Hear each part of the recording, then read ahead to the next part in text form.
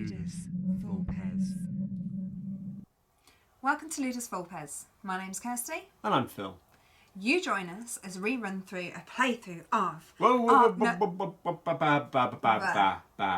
We're not doing a playthrough of Ark Nova. No one is going to stick around for 3 hours watching us make decisions on which card to play. But it's Ark Nova. Yeah, no, it's hot right now. But it's fine. Like, it's so hot. No one wants to watch us play Ark Nova for 3 hours. Do you want to watch us play Ark Nova for 3 hours? Add it in the comments if you do. But this is not a playthrough. Well, what is it then? We're going to do a short strategy guide on how to play it better. Oh, hang on a minute. I'm no good at strategy guides. But, like, you can stay and just point at things. Oh, wow. Wonderful. I mean, that's going to be exciting. Okay. What am I possibly going to do while you're just sat there talking all the time? Don't listen. No, I've got better things, so I'm going to go and have a bath. What? See you later, guys. Hang on. No, down to you. I am not getting involved in this. I am not involved with myself. This is Okay.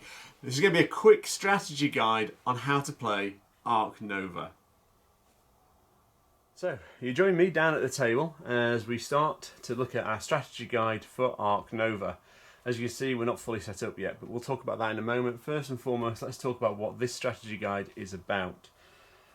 First and foremost, a lot of people who have played Ark Nova say they struggle to bring new players into the game because the new players actually find it difficult to catch up on the learning curve. So this guide is there to help them out. The other perfect way of actually helping new players in is to give more experienced players the advanced boards and let the inexperienced players play with the beginner board, which is much more generous in the resources they give. That can be a really helpful way of doing it. What I wanted to do with this strategy guide was really give you some ideas on good ways to play. I'm not saying they're the best ways to play. I'm putting it out there before the comments flood. Not the best ways to play, but certainly good ways to play and good ways to get your game moving in a really positive way. We're going to split this guide into 3 sections. We're going to talk about the early game, and that's going to be a fairly short part of the game you play, but quite a longer part of this video because I want to explain the reasons why I'm trying to do things in a certain way. And then the other thing I'm going to talk about is the mid-game, and the mid-game is going to really give some broad ideas and generalizations of things to pursue. And then the end game, when we're looking at the last few rounds before the game end is triggered and how you can potentially maximize what you've been doing. So that's kind of what we're looking at. I'm not going to be playing through the game, but I've got pieces set out, I've got cards set out, and I'm ready to go. And I'll explain as we go what I'm doing and how I'm thinking and what the kind of things I'm looking for. If that hopefully gives you an idea of what to expect today, I'm just going to finish setup. So I've put my animal cards in slot 1, which is the starting point. Then I'm going to shuffle these without looking at them, which is nigh on impossible. But there we go. We're going to try, and then we're going to drop them into the slots.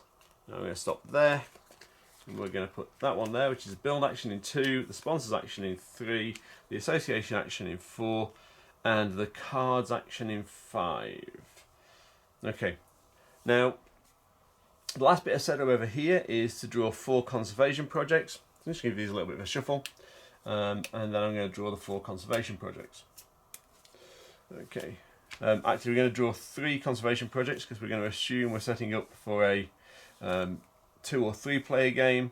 Obviously in a 4-player game, that 4th slot there will be filled with another card. In a 2-player game, some of these areas will be covered. And then the last thing to do is look at my objectives and draw some objectives. And then we'll draw the opening hand. So these are my 2 cards. So I've got the choice of large animal zoo or naturalist zoo. Naturalist zoo, empty building spaces in your zoo. 24 empty building spaces, that's going to be hard to achieve. Larger animal zoo is also going to be is a tricky one, but all doable, all absolutely doable. Okay, so that's the last part of setup. I need to draw a hand of 8 cards, which I'm going to have to discard 4 of before we start. Now, let's have a look at what we've got set up, and let's talk a little bit about what we're going to want to achieve within the game. Now, what I'm not going to do today is I'm not going to give you a full detailed rules explanation. If you want the rules explanation, please check our Good, the Bad and the Ugly. There's about 17-18 minutes worth of rules in there, which could whet your appetite. If that's not enough, there are other videos out by other YouTube content creators that will show you the game in more detail. I'm not doing a rules explanation today. This assumes that you have watched either one of the videos or played the game up front. So there, hopefully you can make that work. Let's have a look at what we've got. At the start of the game, we start with 25 cash, we start with 1 association worker, we start with 2 objectives, we start with 3 of these objective cards in order, conservation projects out. And we start with animals always in slot 1, but a random selection of cards here. I'm just going to put the break cup on the table because that's necessary, and I'm going to put it on the 3-player game just there. Now, my first mission when I'm playing Ark Nova is always going to be to try and get another association worker out onto the board as quickly as possible. There's a couple of reasons for this. First and foremost, if we look at all the cards you've got in front of you, your action cards, animals is always going to be useful. Once it gets past level 1, once it gets past the sort of power 1 slot, you're always going to be able to play an animal in your zoo. That's always going to be a useful card. You can do that multiple times between breaks. That's fantastic. Build, exactly the same. As long as you've got some cash in hand, you're going to be able to build a pen. That's always going to give you the opportunity to build. And the other thing I'd say is don't be afraid to build small buildings. That can be quite useful as well. Sponsor cards. Sponsors will come out of the deck, and you'll be able to play sponsor cards. Or as an added bonus and almost a default action within the game, you can always break to gain cash if you have no other actions that are more meaningful or more valuable. The association card allows you to interact with this association board, taking partner zoos from around the world or universities, but also allowing you to move your reputation up the reputation track by 2, or interact with these cards or conservation project cards that are in your hand. And when we upgrade our association, we can also be able to do these sponsorship deals here to provide funding to programs that will give us conservation points. The cards action is one of the most important cards in the game, and allowing you to draw cards from the deck or from the track. At level 1, you're going to be drawing from the deck or snapping. If you've got power 5, you can snap, which means you can take any of these 5 cards available. So that's great. That can be a really useful activity there on snap. And then the other one is the draw action, allowing you to draw and then discard from your hand 1 card. So the reason I want my association worker is cards always useful, sponsors always useful, whether that's playing a sponsor's card or taking cash. Build, you'll always be able to build unless you don't have any cash, but you'll always have the opportunity to build. And animals, as long as you'll have some animals in your hand, you'll be able to play animals. So fundamentally, the one weak card at the start of the game is the association card. It doesn't carry the level of efficiency that the other cards carry. So because once you've played an association worker, I can no longer do anything with the association card. And I always want to be able to play with all 5 cards as openly and often as possible. So I want to upgrade my association card, take another association worker so that I can use the association card more than once between breaks. Now, those breaks are going to come relatively rapidly, but getting that extra association worker out early is going to allow you to get a little bit of a head start on partner zoos and universities, but also moving your reputation up. One of the things you can do that's quite effective is once you've upgraded your association card, you can potentially do 2 actions for the price of 1, and taking a partner zoo and 2 reputation on the reputation track can be a really useful way of spending your association card when it's at 5, when you don't want to interact with one of the conservation projects. Let's talk about how that's going to happen, and let's draw some cards from the deck and get the opening hand underway. So I get to draw 8 cards off the top of the deck. 3, 4.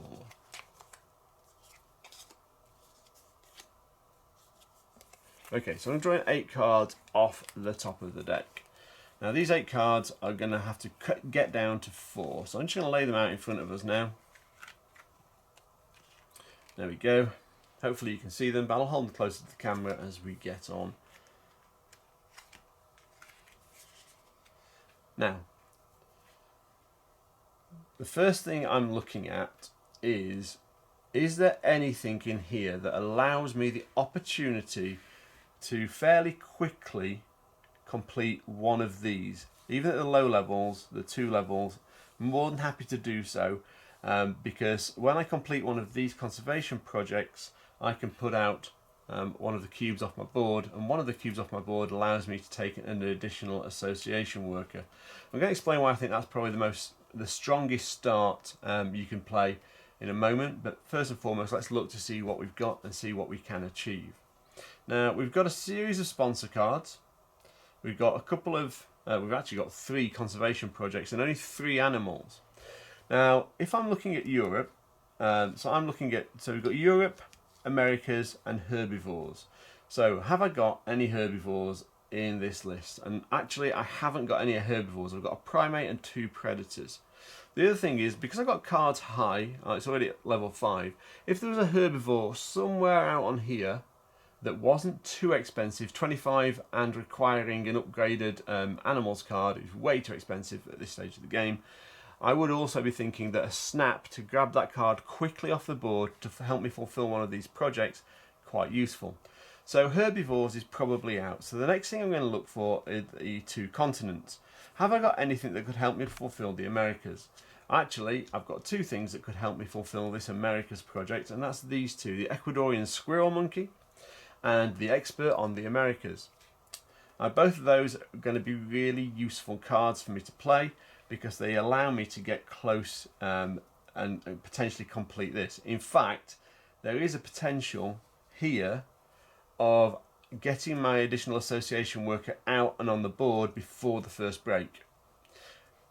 The other players will need to kind of allow me to do that, because it's not as straightforward as just playing what you want to play, but it's a possibility. The other card I've got in support of it is Europe, and I've got the wolf. At 12, he's not too expensive. At 4, he's quite useful because he also counts for my large animals, their objective here. So actually the wolf's quite a nice one, and I'll probably keep hold of the wolf. Now, let's have a look at what else we've got. So, now we know that we're probably going to go for the Americas. We're going to want to get 2 America symbols, icons, into the zoo as quickly as possible. I've got 2 ways of playing that here, which is great. I could also look to get the Europe one, and I'll probably keep the wolf. So I'm going to keep these 2. I'm going to keep the wolf because they support these 2 particular elements here. Now, is there anything else I want to keep? If we have a look at what we've got here, so now, if we're definitely keeping these,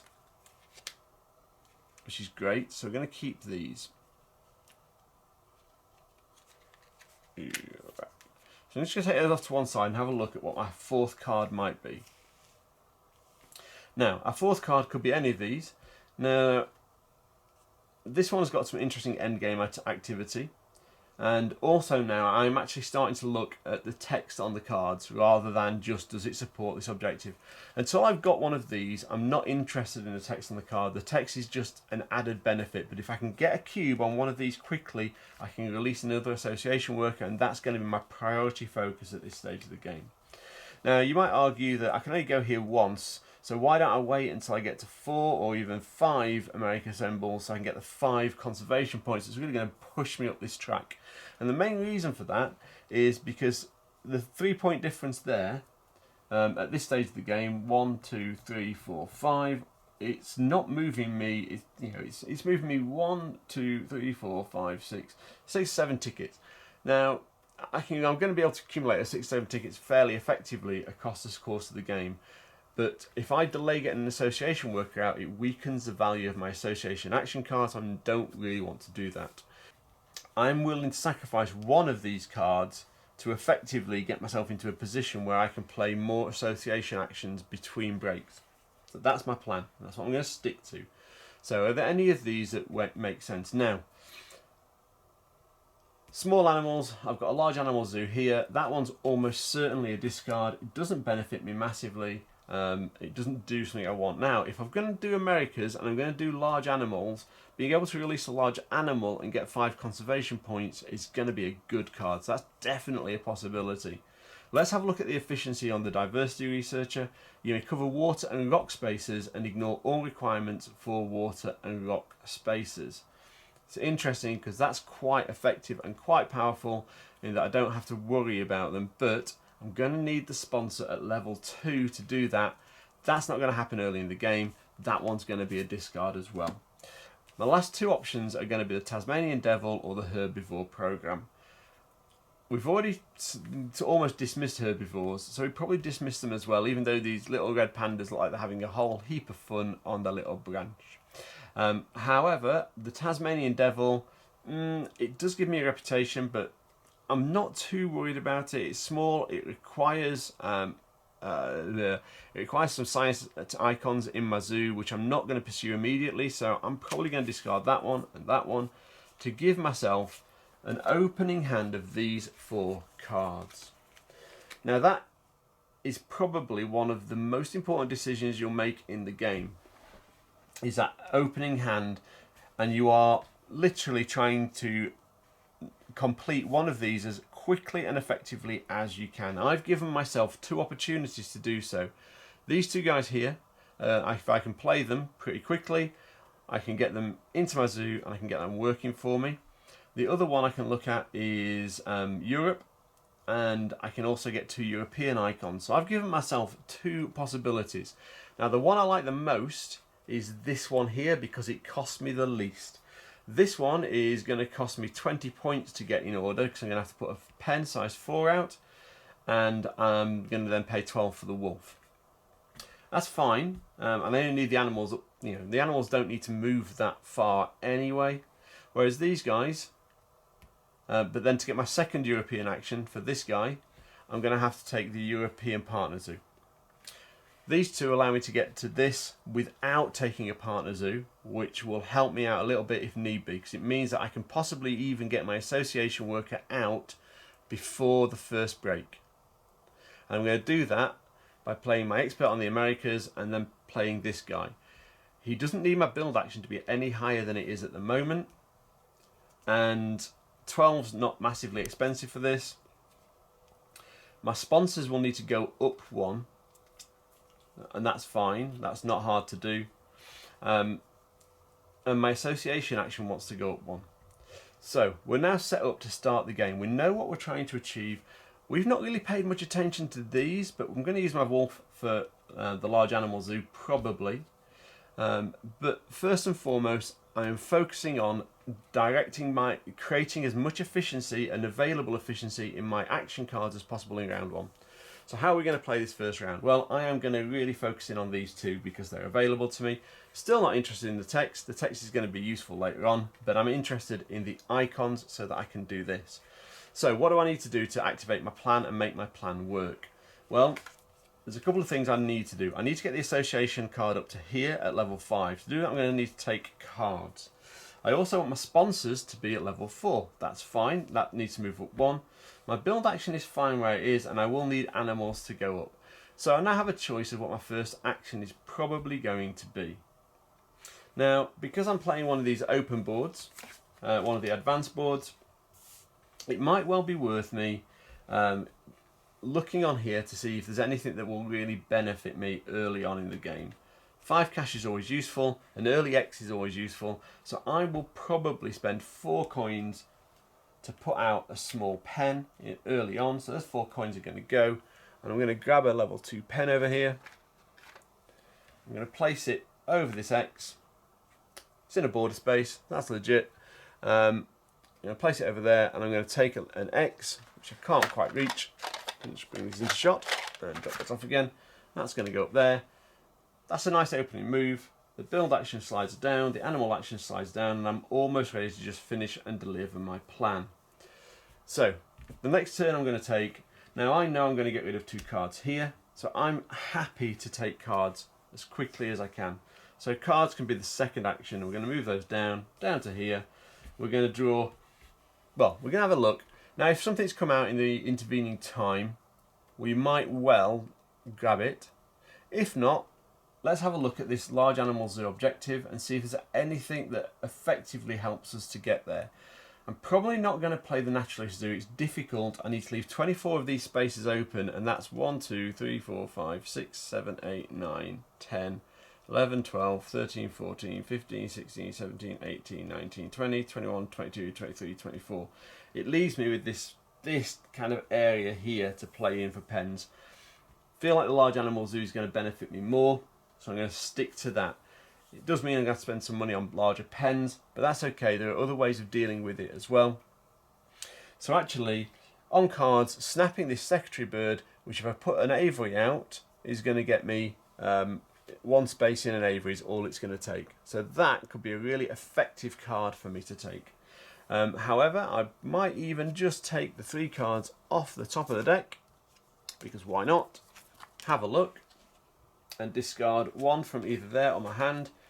Having those 2 come through early on is interesting. So you've got the Science Museum. Each time you play a research icon into your zoo, you gain a conservation point. This one, at income, you gain a conservation point. So it's going to, both of them have a requirement for 4 science symbols. I'm not pursuing science symbols, so I'll probably keep hold of that one. I'll probably keep hold of this one just in case. And I'll put those into my hand. This one is probably going to get discarded.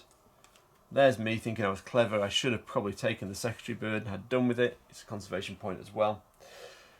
We are now in a position to enact the remainder of the plan. So our next 4 moves are in place, 3 moves are in place. We're going to sponsors and put our America expert out. That's going to go there.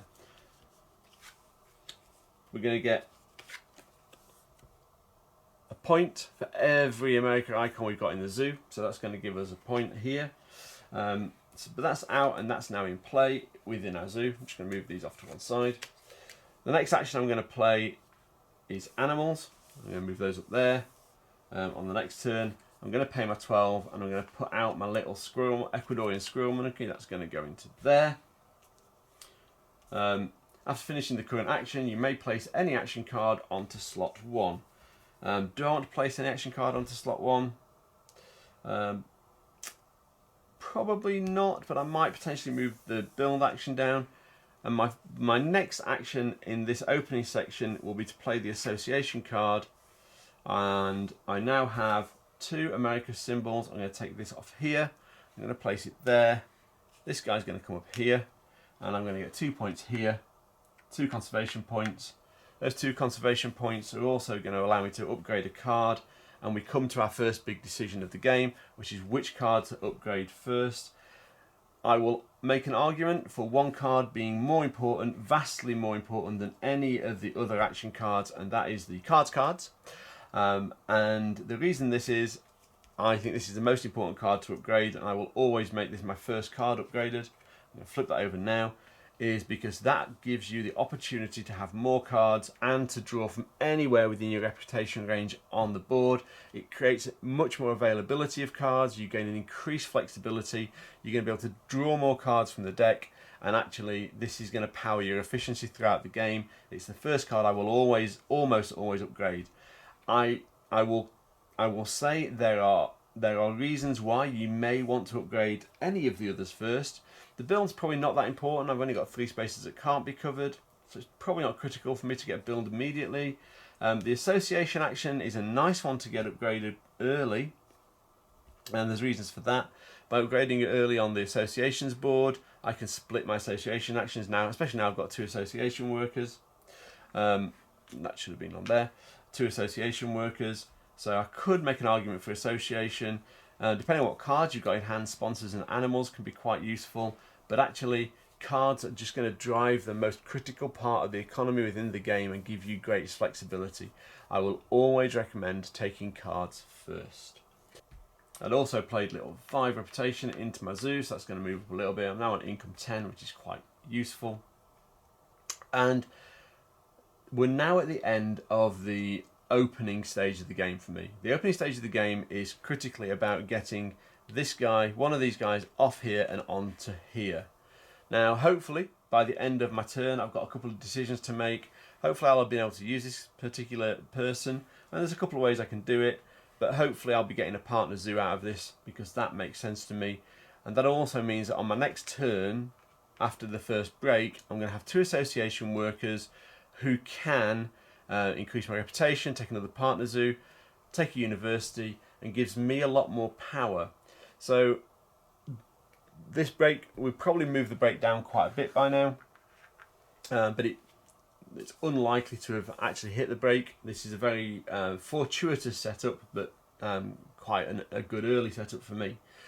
Now, at the first break, you're going to want to probably move your association card as high as you can get it, so that if you haven't been able to take a conservation project and free up your association worker, that you can do so early in your next turn. So the remainder of the actions for me on break now are looking to how I can effectively manage these cards to get my association action higher in the list.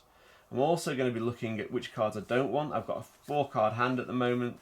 There's an easy discard here.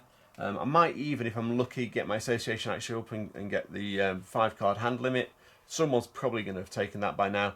I'm not interested in that. I was probably a lot more interested in these on the off chance that I wasn't going to get the Americas sorted out this early in the game. For me, the early game ends, the opening game ends when you've got your association worker released and on the board and ready to consistently take actions and interact with all the cards that are on the board. And I'll do that almost certainly by playing early into one of these conservation projects. We end the early game, which is all about getting to a point where you can be more efficient. We move into the mid game now. And the mid game is now we start to seriously look at the cards in hand, the cards on the board, and our objectives. Now, I've already said I'm probably going to go for the large animal zoo.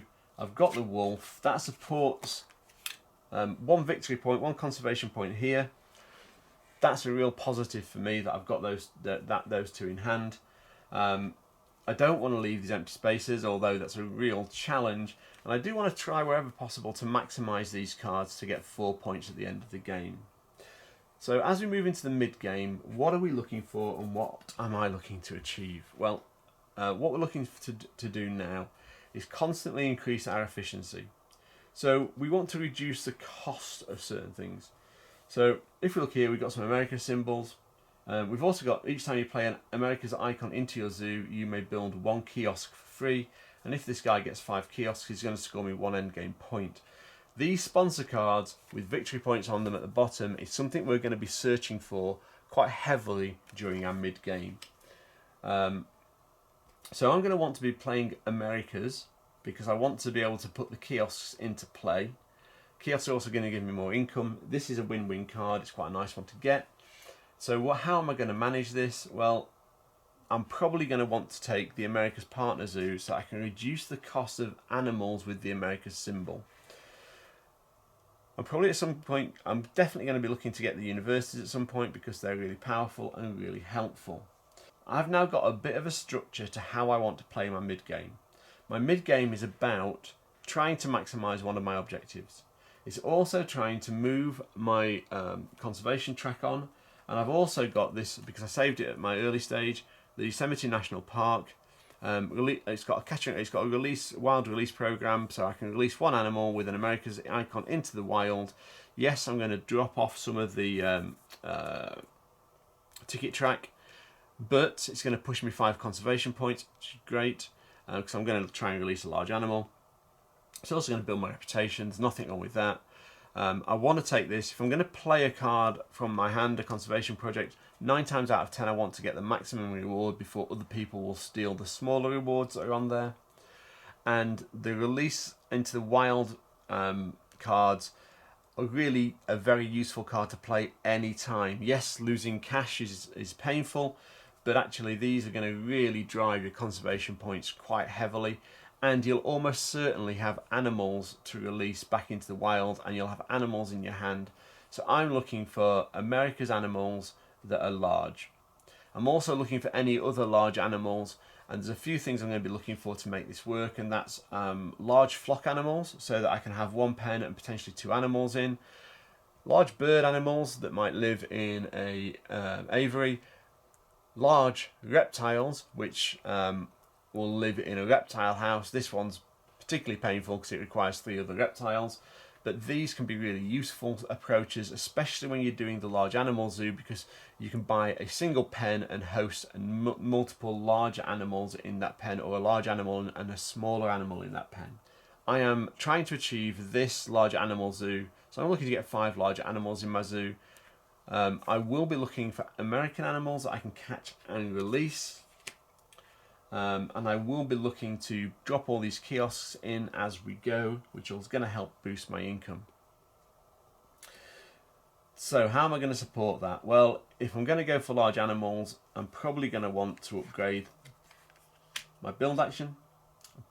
I will always want to upgrade my association action, and I will probably, in this instance, upgrade the animals action. Might not be necessary, but as you can see here, a large animal here has the requirement for an upgraded animal.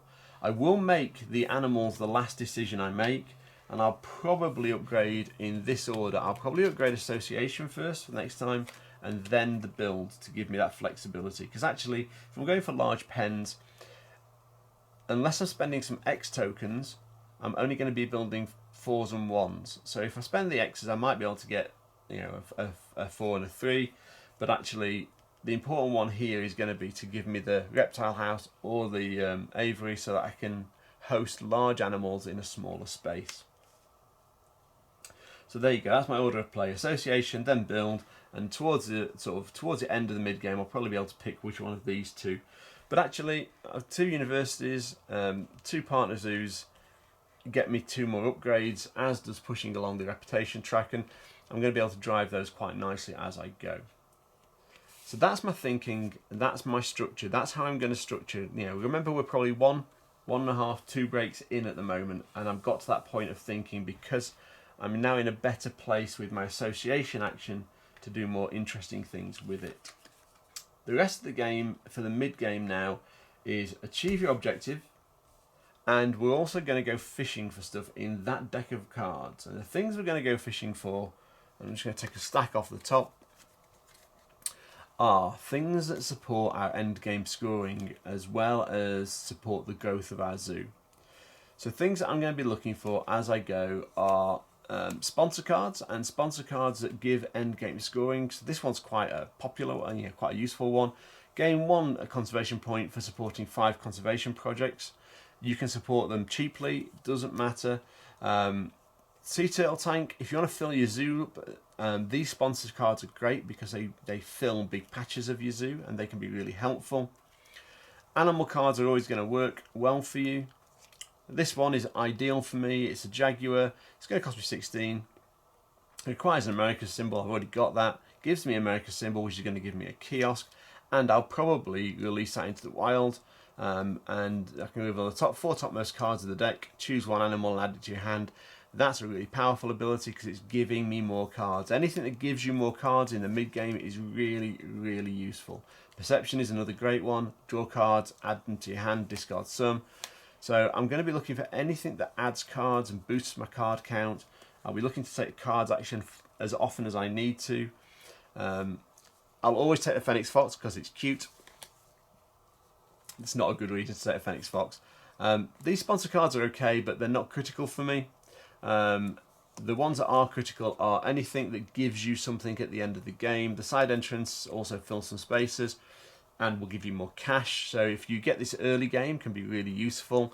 And if you completely fill your map, which I've got, you know, well, I'll show you what 4 large pens looks like in a moment, which is my objective. Sorry, 5 large pens, which is my objective. So let's have a look at what those look like in a moment. But that to me will be a really effective card because I'm going to be nearly filling my zoo with 5 large pens. So that could be helpful. Another catch and release, release into the wild program. They're always great. Another victory point 1. This is a bit trickier, but if all your rock spaces are connected, you're going to get 1 conservation point. If you get to 9 reputation, you're going to get 1 conservation point. So I'm looking for sponsors cards. I'm also looking for large. This is a great one. They're flock animals, so they can go in an existing an enclosure that's already got herbivores in it. So that's something I'm going to be thinking about. Because I'm going for a large animal zoo, I'm thinking about combining large animals together if I can, or even 1 large animal pen with smaller ones. So they're the kind of things I'm looking for. If I get any of these breeding programs that work for me, these are great. It's going to push my reputation up, and it's also going to give me 2 conservation points. So let's recap that mid-game. Mid-game, you're looking to fill out conservation projects as you go, but not rushing at them. I'll be looking to get this one out of my hand. Any others that come into my hand that fit what I'm trying to do, I will take in and I will try and play. My real focus, because of the tactics and strategy I'm now going for, I'm going to be looking for animals that are 4 or bigger. Americas are ideal, and I will be using one of them at some point with an Americas icon on it to release it back into the wild to start driving my conservation points. I'm also then going to be looking for as many of these cards as I can that are going to give me conservation points at the end of the game. Why am I going to do that? Well, you don't know who's going to cross their tokens first, and if it's you, that's great, and it gives you a little bit of time and opportunity to control the end of the game. However, if it's not you, you're going to have some separation that you need to overcome before you start gaining positive points. For that, I'm going to want to have some good scoring for my end game scoring. So my real focus is going to be on, I'm fishing for sponsor cards that have end game scoring. If there's a sponsor card that adds efficiency to my, in this instance, large animal zoo approach, I will take them. If they don't add efficiency or to my large animal zoo, or add efficiency or end game points, I'm going to happily discard them. So this one is probably going to go. I'm also going to be looking for large animals. So cards, end game scoring. Large animals, because that's the strategy I've taken to support my objective. I'll also be looking for smaller animals just to boost my ticket so that I can gain some cash and make sure my income is regular. If I'm worried about not necessarily having enough income, I'll probably flip sponsors early and take the 2 times income on sponsors when I break for that. So that's the main time. And with large animals, I might genuinely think about that, because I'm not going to be putting as many animals into my zoo as other people. So I may need some extra income. Now let's have a quick look at what those 4 large pens look like. 1, 2, 3. So here are 3 of the larger pens. And let's assume that we're going to need some actual 5s. So here's 2 5s, and just to give you an idea of how much space that's going to take up on your board before you, as you commit to it.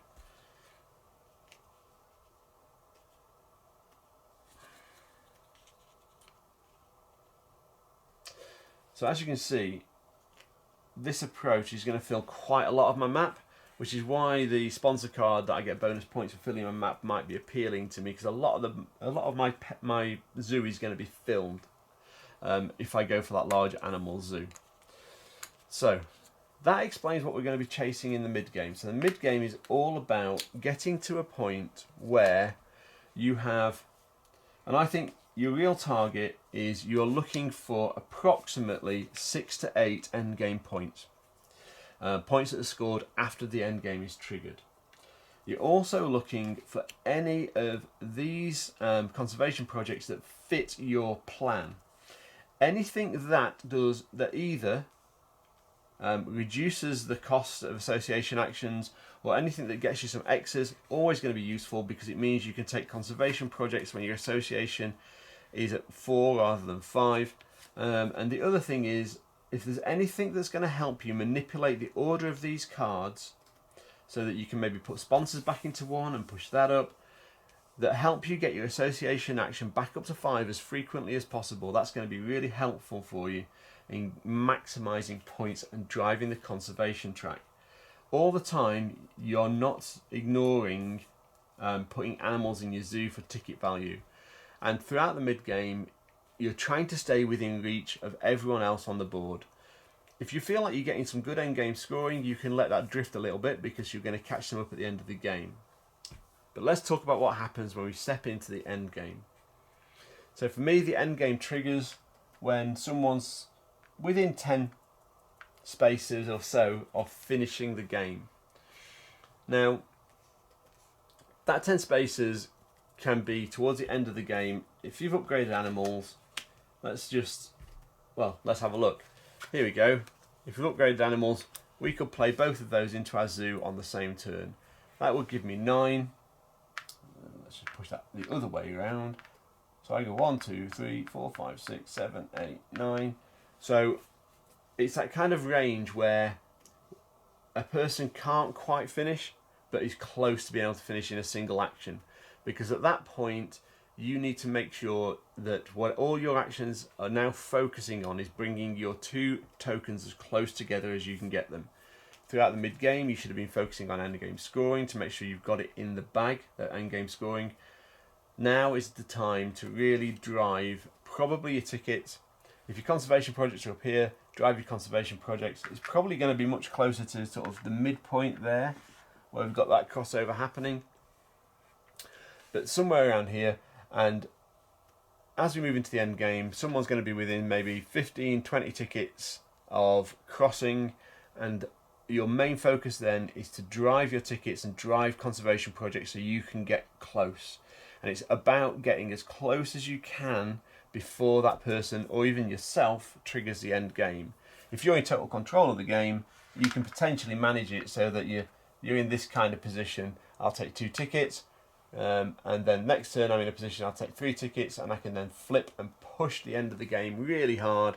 If I've got 8 points, 1, 2, 3, 4, 5, 6, 7, 8, it's going to take me around the corner. Might have got a few end game tickets as well to add in a really good place. So let's just recap on where we are before we talk about some cards that are worth really getting hold of if you see them come early in the game. Early game is all about getting that association worker released so you can maximise the effectiveness of these cards. Until you've got a second association worker, your association action is pretty weak. You can do it once between breaks, and if the game isn't being accelerated with sponsor cards for money, then you're going to find yourself quite frustrated. That association action is going to be drifting around 4 and 5, and you can't really do an awful lot with it. Get that second association action released, and you are more efficient than every other player for a little while on the board. That's really helpful. Once you've got the association action and also a card upgraded, fab, you can then start to progress into that mid-game and really drive towards end-game scoring, and that's going to be on your objective cards and on sponsors cards. Make sure you're trying to get as much as you can out of your objective card, and also you're going to want between 2 to 4 really good end-game scoring cards, and to do that you're going to need to take the cards action often. You're also going to want to play any animals into your zoo that really help you focus on getting cards out of that deck and into your tableau. The other thing that you might want to do at that point is also, when you upgrade the cards, think about driving your reputation hard by if every time you come here, try and come here with a level 5 action and put 2 association workers out, so you're pushing. And that way, when you take the cards action, if there's anything here you like, you can grab it. And that can be a really powerful way of getting cards into your zoo. That's the early game. Into the mid game, you're driving that mid game, and then towards the end of the game, when someone's about 20 spaces away from crossing, your big focus then is to get as many tickets or conservation projects to really carry on driving all the way through the mid game.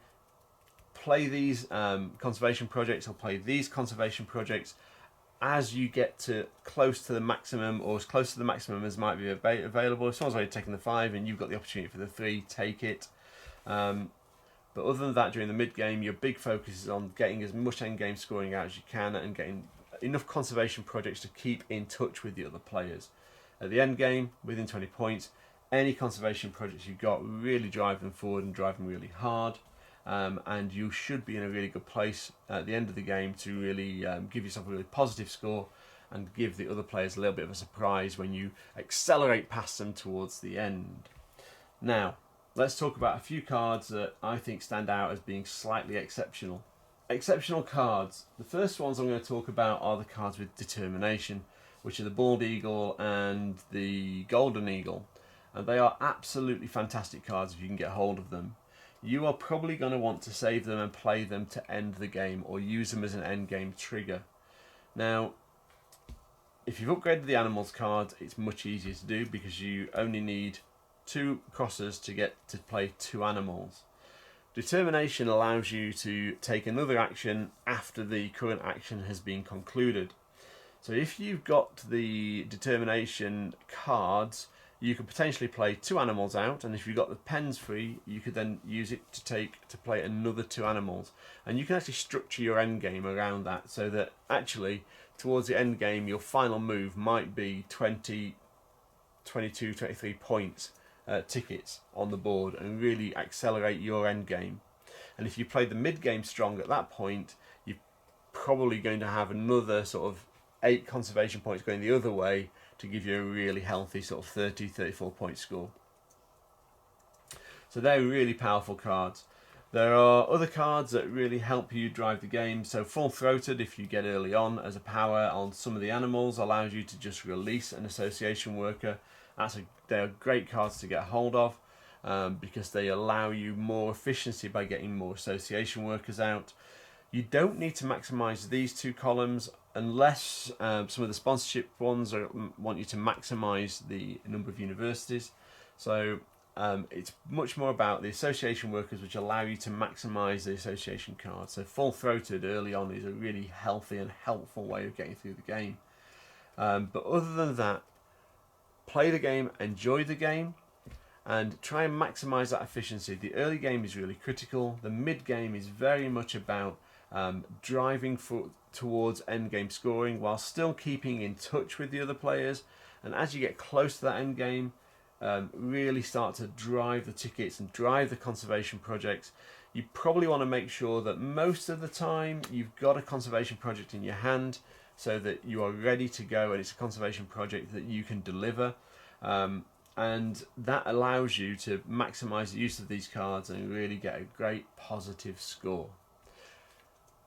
And that is my strategic overview of Ark Nova. So, thank you for watching this video, this strategy guide on Ark Nova. Kirsty, oh hang on, no.